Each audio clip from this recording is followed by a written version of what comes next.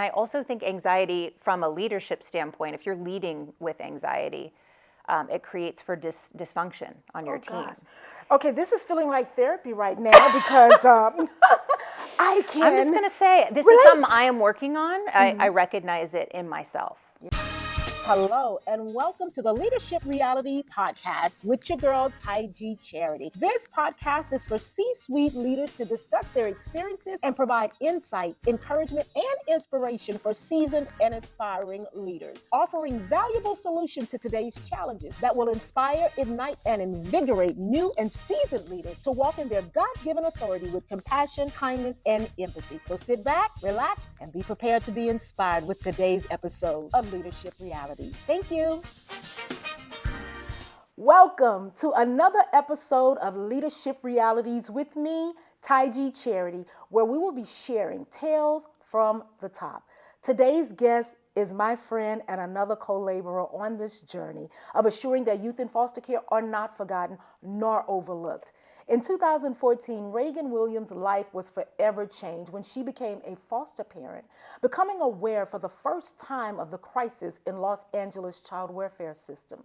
From her lived experience, she was motivated to understand policy and advocacy, and in 2016, she became a court-appointed special advocate, better known as CASA. In 2017, she launched a successful foster care campaign connecting community members, faith communities, and nonprofit organizations in Los Angeles. This year-long campaign sent 70 youth in the foster care system to summer camp. It packed and distributed 1,000 duffel bags to DCFS offices. She recruited 200 volunteers to work with youth in foster care and raised over $250,000 for foster-related organizations throughout LA County. That's pretty good. Currently, Regan is the CEO of Seen&Heard, an organization she co-founded which seeks to develop the professional character of foster and system-impacted youth ages 16 to 23. Since its launch in 2019, Seen&Heard has grown in size and impact. And last year, the organization served a total of 136 youth and graduated 29 youth from its professional development program. Regan, welcome to the show. Thank you so much for having me. I appreciate it. It's so great to be in your space. Oh, amazing. Thank you. Thank you. I'm so happy you're here. I'm super excited. I was actually just talking about you with one of my prior guests. Oh. I was telling my prior guest, Lindsay from Happy Trails. I think you probably watched that episode last week. I hope you watched that episode last week. But I was telling her, because we're all in a leadership program together called City Scholars. Yes. And I was telling Lindsay, our last fellowship, I was struggling just emotionally. I was exhausted physically. And you and I were sitting at the same table. And I was just jotting down some notes like, Jesus, please help me. Why am I even here? I'm depleted. And you were like, I understand. I see you. And I was like, huh? Yeah. And I was like, oh my gosh, I appreciate that. That tells me a lot about you and how intentional you are. Thank you. Just encouraged me. Thank you. I appreciate that. Yeah, leadership is hard, and development and growth and there's moments where we're just tired. And that's when I definitely start my prayers, but having that connection with another human being feels really good too. So Absolutely. I'm glad I could see it. It got me through. I was like, thank you. I'm like, don't you cry. Don't you cry. But tell me, let's talk about Seen&Heard real quickly. What is the mission of Seen&Heard? Yeah, so Seen&Heard exists to promote the professional development of youth exiting foster care or the juvenile justice system and entering adulthood or employment, right? Yes. And we use the performing arts as a means to impart those social emotional skills. So things like tolerating stress, mindfulness, effective communication. And these are all the things that employers are implicitly looking for in the people they hire, but you may not have it on your resume. Right. And as we both know that oftentimes youth that have experienced trauma, they may not have access to, they may not have seen that or learned that along the way. So that's what we do at Seen&Heard. I love it. Thank you. Absolutely Me too. love it. Yeah. So when did you know or identify yourself or realize that you had these leadership qualities that would one day lead you to starting your own organization? That's so funny. I don't think I ever envisioned myself doing this. Wow. I don't think I ever envisioned myself as a CEO. So I'm still growing into this and still telling myself that I belong to be here. Yes. And I think that it could be because growing up in the 80s and the 90s as a female, you know, the patriarchy plays a role in who gets to lead and who doesn't, and what a leader looks like too. And also as an artist's leadership takes different forms, right? So I always thought I was going to be an actor. I always dreamed that I was going to be, I went to NYU and I studied musical theater, and that was just what I wanted to do above all else. So leadership in my mind looked like being on the playground in 3rd grade, directing, playing house at recess, right? Like it was just like, okay, you're going to be the mom and you're going to be the dad and you're going to be the baby. And I created all these scenarios. So leadership is sort of like, it looks different, I think, for caregivers or people who are sensitive and care for other people, and also for women. I later in life, I recognized leadership in ways that I would serve my community.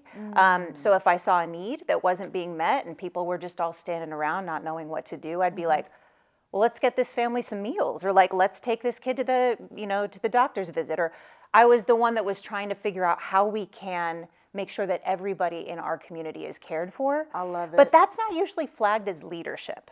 And I'm learning that it really is leadership. It's just not defined in that traditional sense. Absolutely. But I love it. When you see a need, you're filling in the gap. Yeah. You're trying to see, how can I serve this particular need that I am witnessing? Yes. I love it. And so that's how Seen&Heard, being a foster mom or foster parent, I'm assuming with your husband, and having that experience. How did that experience shape you as a leader? And were you a foster parent before starting Seen&Heard? Yes. So I became a foster parent with my husband back in 2014. And I would say in the back of my mind, the mission was to complete my family, which is not the motive to go into foster care. I didn't know. I just thought, I've got 2 boys. I'd love to have a girl. I would love to adopt through foster care. And we had the blessing of 3 different little girls who were entrusted to our home, and we cared for them. But in the beginning, I thought, I'm going to go in, I'm going to get my daughter, and I'm going to get out. And of course, there were good motives too. It wasn't all like, but I realized I'm not really there for them. I was there for me. And that really flipped the script. And it was something that changed me forever, because I was like, oh, this isn't about me, which helps me as a leader a great deal. You're about to make me cry. Okay. Oh my gosh, I just appreciate just being so real. Yeah, I got to be honest with you. That. Like, of course I went in to serve and to love. Right. But I think as I look back, I go, oh, Regan, you came in with these desires, with this idea of what was going to happen, and God had a very different plan. Yes. And thank God, because it's helped inform me as a leader in a lot of ways. And it was the hardest thing I've ever done, and it's the best thing I've ever done. And so is Seen&Heard. It's the hardest thing I've ever done, and it's the best thing I've ever done. And I think my experience as a foster parent allowed me to recognize that my organization is not my organization, it's the community's organization. Yes. And so I'm holding it as best as I can with open hands, and I'm loving it for however long I have it, and when I need to release it, I will. Well, that's good. Yeah. You don't have the founder syndrome. I'm if that's trying the not case. to, Wow. but you can check me, because that creeps up all the time. Yes. The founder syndrome, the ego, but I'm thankful that I had the experience of loving kids and knowing that I might have to release them. That's good practice for leadership. I love the part where you talk about loving kids and understanding your why, because you don't start a nonprofit organization to become rich. You don't start a nonprofit organization to be the top CEO that, you're going to start out with this amazing stuff. That's not why. And I don't think some people don't realize that.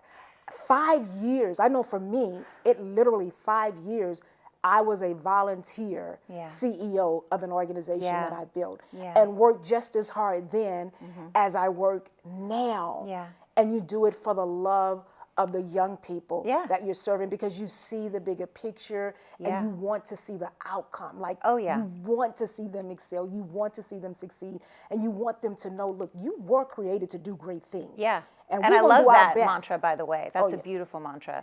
Our core values are all human beings are inherently valuable and have the right to dream. And So that one value is one that we center a lot on, because you know this, that youth that are exiting the foster care system or generally disconnected really are thrust into survival mode, and they don't slow down enough. They're not given the opportunity to slow down enough and consider, what do I want? What am I passionate about? And that's what we're trying to do at Seen&Heard a little bit, is to allow them the time and the space and the freedom to actually consider, how do I want to move through my life versus how can I survive? Right. You know? I love that. How do I want to show up? Yep. And What do I need to let go of? Right. What isn't serving me anymore? Right. What can I bring on that will help accelerate my path forward? Whatever it is.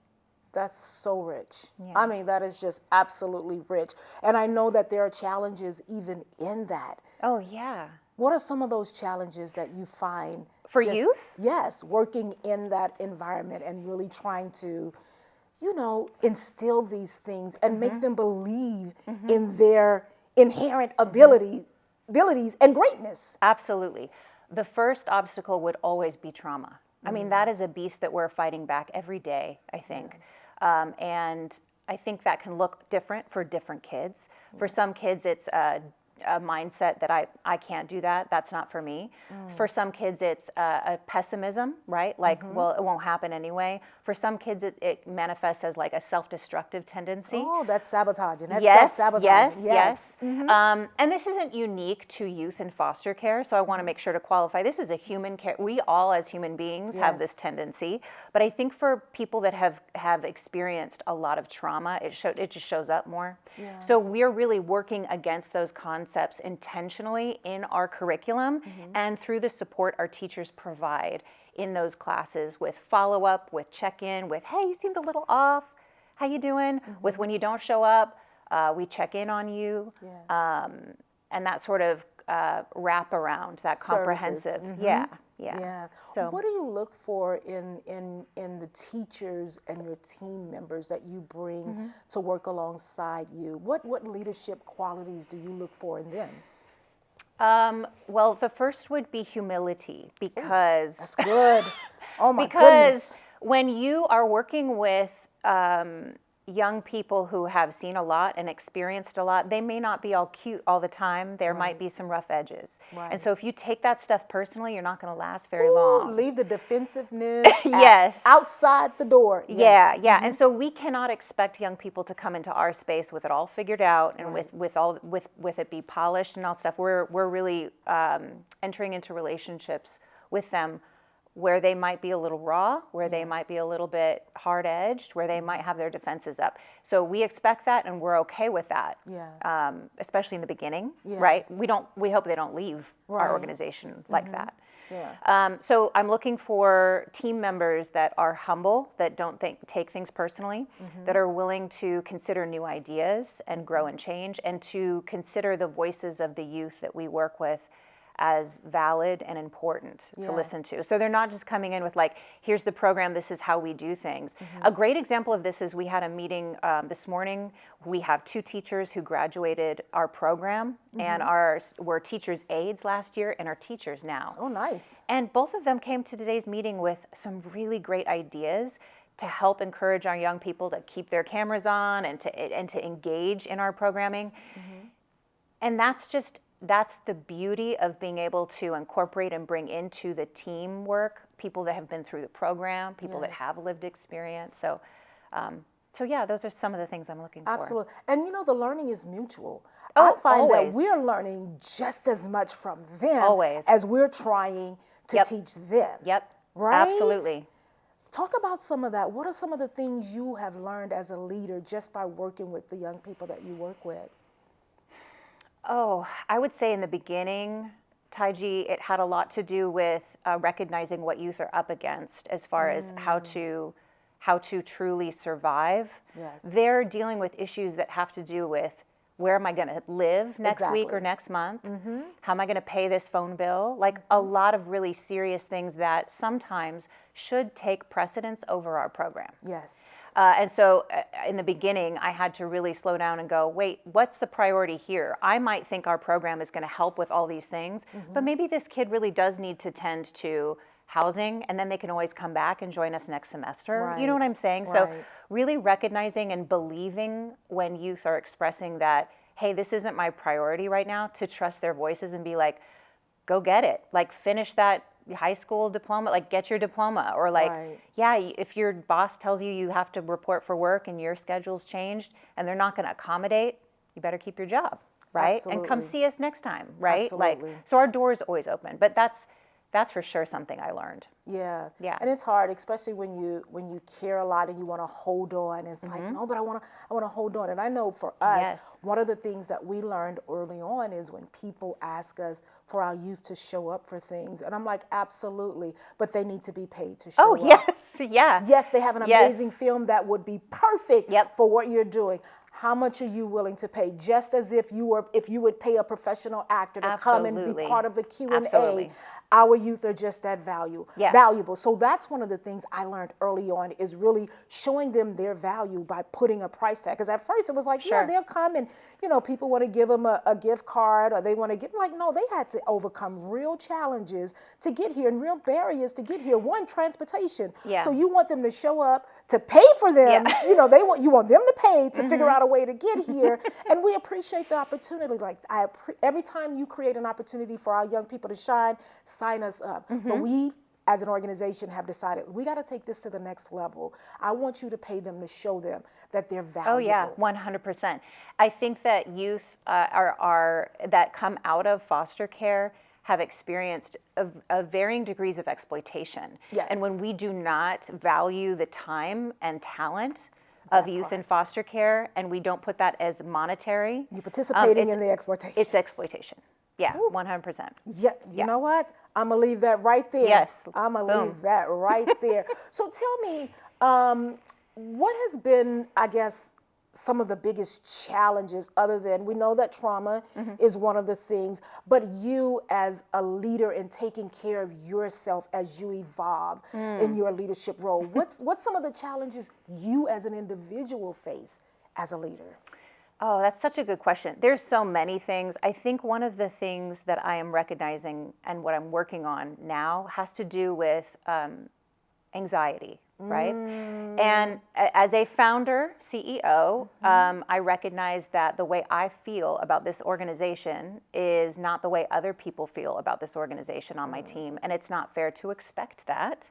I also recognize that I can easily confuse anxiety with work, meaning if I'm ruminating over a specific issue or problem or dilemma, it sort of is a counterfeit way of work. It disguises, oh, I'm still thinking about it, I'm still working, like, you know what I'm saying? When it's actually not very productive. And I also think anxiety from a leadership standpoint, if you're leading with anxiety, it creates for dysfunction on your team. Gosh. Okay, this is feeling like therapy right now because I'm just going to say, this is something I am working on. I recognize it in myself. Yeah. And so how does that show up for you? Absolutely. Yeah. Absolutely. And I think it shows up for me because I'm always looking at the bigger picture. Like, we're looking, as leaders, we're looking at things from a bird's eye view, right? And I'm seeing the real needs of our young people. And it always feels like we're not doing enough. Yeah. We're not doing, and that anxiety rises up in me, like, what else are we doing? How can we serve? Absolutely. How can we? And I'm like, I want to go to Warner Brothers. I want to go to these major studios, and it's like, and say, we got 20 youth. They're ready. Just give them an opportunity. But we're growing into that, and we're developing those relationships. But it's like, you want it to happen yesterday. Oh yeah, absolutely. Because this is we see the need. And we also know this is our baby, right? Yes. Right. And so the need can really create for anxious moments, and we operate out of anxiety. And because you're a woman of faith, I will just say what's helped me is when Jesus talks to his disciples and he's like, those in need will always be with you, always be with you. And so sometimes it's helpful for me to be like, the problems that these youth are facing, unfortunately, aren't going away tomorrow or the next day. I wish they would. But I need to go back to my center. I need to go back to peace in order to show up the next day as my best self for my team and for the young people that are in our program. My anxiety at the end of the day is not going to help anyone. Wow. You know? That's good. So I think one of the things that I remind myself of when I'm feeling those anxious moments like that, I'm like, God, as much as I care for these young people, as much as you love and care for them way more than I ever could. Yes. Like Amen. I have a capacity that will just gets depleted. You do not. Yeah. So I'm like, help me to just kind of be okay when we can't solve it yesterday like I want it to be solved. Yesterday. And that frees us up to be more creative, to be more joyful in our work, and it also frees us up to attend to the moment in front of us. Yeah. Rather than me forecasting what could go wrong, what I need to do, whatever. I just get to go, I'm sitting with the person in front of me. Thank God I get to do that today versus the anxious thoughts of like, well, what will this look like? How will this turn out? Blah, blah, blah. Right. And also realizing it's not your job to save anyone. And I think that's the amen part to that. I learned that as a foster parent. It's like, I and I'm like, Tige, there's only one savior. For those of you who are believers, not everybody's a believer. But as someone who is a believer, there's only one savior, right? Yep. And for me, I'm trying to really understand that that's not the role that he's called me to do. He's called me to be the vessel that he uses. And to be okay with just being the vessel that he uses and let him do the complex stuff that I just can't do. Absolutely. Girl, let me tell you, I exhaust every ounce of me trying. Yeah. Well, we can remind each other. Yes. Let's do that because it's hard to not get caught up in that. It really is. Because you care. And you care for real. It's a genuine care and you feel it. Like I feel the weight when my team is overwhelmed and sometimes when I feel like I push because I'm like, no, we're not doing enough. And then I feel the weight of, young people that, maybe feel like you're not doing enough. And I'm like, what else can we do? And so just really finding that balance in that and that peace to say, or to know that you've done your best. Yes. And you're doing your best. Not a done. You're doing Absolutely. your best. Yeah. Amen. Yeah. It's the question of how do we define good work or excellence, right? And how do we balance that with peace and the sense of like, ooh, okay, I'm not the savior. Right. And I'm not in control. Yes. So. Oh, that's so. Yeah. Oh, I feel like we just went to church We did. for a few minutes. You're welcome, everybody. I know that's right. So look, tell me, who are some of the leaders that you admire? I am so thankful to have been brought into City Scholars a couple years ago because I get to be up close and personal with leaders like yourself, with leaders like Sid, with leaders like Shamika, with Bill.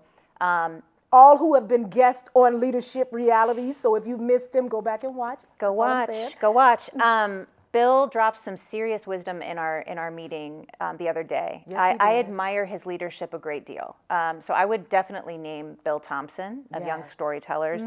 And one of the things that he said, which was so true, is sometimes we live with this illusion as leaders that at some point we're going to arrive.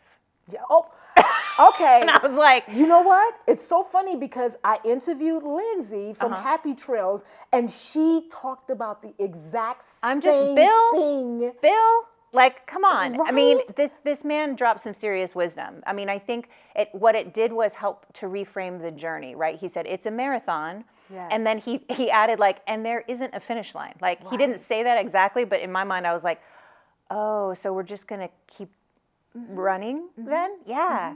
Because that's until what you're the ready point to pass is. the baton. Yes, and we'll talk about, I hope we talk about that too, because Absolutely. I feel like if we can keep that in mind, it helps give us fuel for the miles we will be running. Yes. But if it's just today's mile, okay, I can do that. Yes. Right? Absolutely. So he's a leader I admire. But I also feel like as an artist, I admire a lot of writers, poets, creatives. Yes. I was reading something from Audre Lorde, and I can't remember what book it was or what essay or what collection, but she was talking about her work, her poetry, her activism as compost for future generations. And I loved that because it was so earthy. It was so out of ego. It was just like, I'm creating stuff, it'll die, and it will provide nutrients for future work, future generations. And I was just like, I want to be like that. And I want to say this, I feel like that leadership legacy looks different than the sort of patriarchal or traditional male leadership legacy, right? With a name on a building or a book published or whatever. My legacy is going to look different, I think. Absolutely. And that's no less of a legacy. Right. It's going to look different. It's just different. It's just a different legacy. Yeah. Do you follow any trends in leadership? I should listen to more podcasts. I feel like so much of my information on like trends or practices really come from Kellyanne, really come from people like you, other leaders at City Scholars. Yeah. But as far as trends in leadership, I can't identify one. I'm curious to know if there's one that's been helpful for you.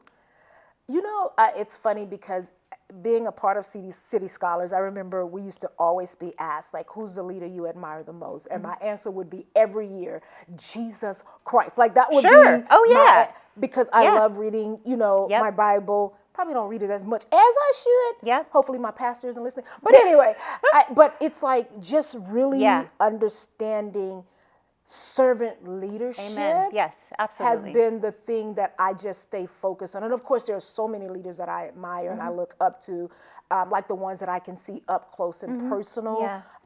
But yeah, I really try to take my directive just from biblical principles and practices and just really praying like, okay, God, what do I do next? Yeah. What do I Jesus do was next? such a good leader. Like, there's so much to learn from his example. So much. And so many Bible characters, you know, from Moses on. I have to tell my team, for those who know the story of Moses, when Moses got tired, he would have an Aaron and a Hur to hold up his arm. I'm like, my team has been an Aaron and a Hur. Hold these arms up because I have no more strength, right? Yeah. So, yeah. So I think, you know, but definitely learning from people in our cohort together of City Scholars has been just, it's been enrichment, you know, for me as a leader, because we're ever evolving, we're ever learning. Yeah, that's such a good point. I don't think we should stay the same as leaders. I think we should constantly be growing and developing and learning. But yeah, I love that you brought that up. Absolutely. Same here. Absolutely. So what's next for Seen&Heard? Where do you see the organization going? What are your hopes and dreams? And even with passing the baton, as we talked about, what are some of your dreams or vision? Well, one vision I recognized recently this past year that really is coming into fruition. I always hoped to be an organization that lived in the neighborhood of other organizations, right? So I grew up in the 80s, and in my childhood, I had the freedom to be able to ride my bike around the neighborhood and visit my friends' houses and walk into their kitchens and talk to their moms and sit down and learn something new or receive encouragement. And then I'd hop back on my bike and I'd be over at the park or somebody else's house, right? And I really do feel like for youth that are in foster care, to have the blessing of the neighborhood recreated through our organizations, where I get a kid who's in Seen&Heard, and they're like, yeah, I really want to work on directing, or I have this dream of being an actor. I've always wanted to tell my story or make a movie. I know where to send them. I know whose house to send them to. And it's so funny. And it's your house. Yes. Right? We have that because I was talking with Sid, and she, the day that she interviewed, one of the youth that we all shared, Keon, was here getting prepared for his film. They wrote a Western, well, he was starring in the film, I think, one of the actors that was cast in that particular film. And she was like, oh my gosh, Keon. And I'm like, that's right, you sent Keon. And then when I saw your promotional video, I saw that Keon was in your video. I'm like, oh, the village. There are kids collectively. And that is an idea that goes back to foster care in some ways, right? So the community is stepping in, whether it's kinship care, relative, foster parent. It's the community taking ownership for young people without that family connection for whatever reason, for however long. That is something, a goal that I always dreamed about. Absolutely. That I get to see. It's so beautiful. So I'm really thankful for that. As far as future goals, what things I would love to see in the future, I have a dream of like having satellite locations in those remote, hard to reach regions like Antelope Valley, Pomona. And we have some really amazing emerging leaders in our organization that came through our program. The teachers that I mentioned, one of them is out in the Antelope Valley, the other one's in Pomona, and they're demonstrating the leadership skills to be able to possibly sort of be a regional leader, right? So Yes. there's like, I'm over Antelope Valley and I've got a class that's working on Wednesday night, and I've got a class over here in Pomona that's working on Tuesday nights, and then we still have virtual programming. So getting outside of the mindset of like, we have to have a brick and mortar. Yes. What if we had satellite locations? Yes. That way transportation wasn't an issue. As you know, eliminate that transportation is barrier. hard. Absolutely. Right? So nothing against a central location or a hub, because maybe we'll have that too, God willing. But for now, that's kind of what I'm dreaming about. I'm like, that would be really cool. I love that. Yeah. And I love the fact that you're mentoring and growing other leaders, because I believe that's a sign of great leadership when you can invest and grow other leaders to kind of, step into their own leadership role. And that's part of what this is about, really being able to encourage young leaders or emerging leaders or even seasoned leaders. Like, my hope is that you're grabbing some nuggets from the conversation and like, wow, this is a good leadership practice. Absolutely. This is a good tool. This is a good strategy. Oh yeah, every day is a school day, as our friend Kellyanne likes to say. I mean, we get to learn all the time. But I think to that point of developing other leaders, I recognize that I might be the type of leader that is the startup leader, and I may not be the same type of leader that maybe goes into a organization that's been around for 15 years and does the reorg and pushes new life into it. I may not be that kind of leader. So continuing to evaluate what kind of leader I am and being honest about that and going, okay, when is the right time to pass the baton off to somebody else?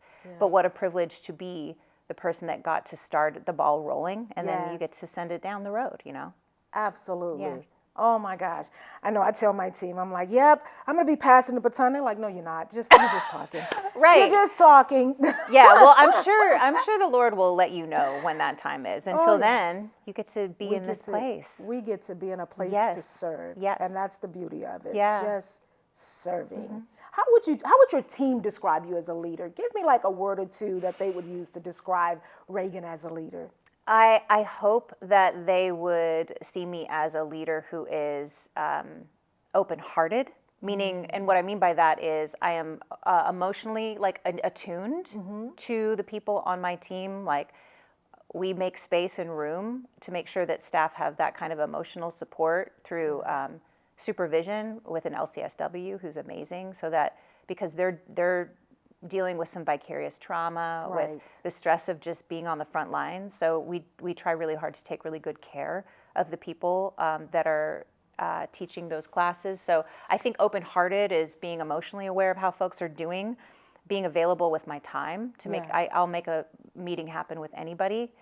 So open-hearted, open doors, open-minded, hopefully. I love collaborating. I am not a leader that likes to lock themselves in their office for a day and just, I love having the collaborative opportunity to work with my team, to get ideas and to dream a little bit. It's not always possible, but I'm trying to make more space for that. So I hope that's how they see me. Yeah. I'm sure they do. I love it. Look, is there anything else you want to share? Because I have to land the plane, and every guest know I struggle with landing the plane because the conversations are always so good and so enriching. I'm like, I could just talk to you for another good hour or two. Well, we maybe should go. even I mean, three. we should probably go get dinner or coffee sometime, because I would love to hear more about your journey as well. Landing the plane, I feel so honored. I feel so honored that young people would trust our organizations with their future, with their dreams. This is no small thing, to be a young person that has experienced such difficulty, so many obstacles, and they're trusting me, they're trusting my organization, they're trusting you. That is never, ever lost on me, never lost on me. So I feel so grateful that they would trust our organizations, and I hope they continue to do so. I hope I prove worthy of their trust. Wow, that's really good. Thanks. I love it. I loved being with you today. Oh, Regan, Thank you. No, thank you. Thanks. Well, ladies and gentlemen, that is our show for today. And if you're like me, you're not ready for it to be over, right? But remember to like, share, and subscribe. And I hope that you've heard something today that you can take with you on your leadership journey and then pay it forward and help someone else. So tune in next time for another episode of Leadership Reality. But that is our show for today. Bye now. All right, ladies and gentlemen, that is our show for today. I hope you were inspired and you gained some valuable nuggets that will help you to become a better leader and to walk in your God-given authority. Bye, until next time.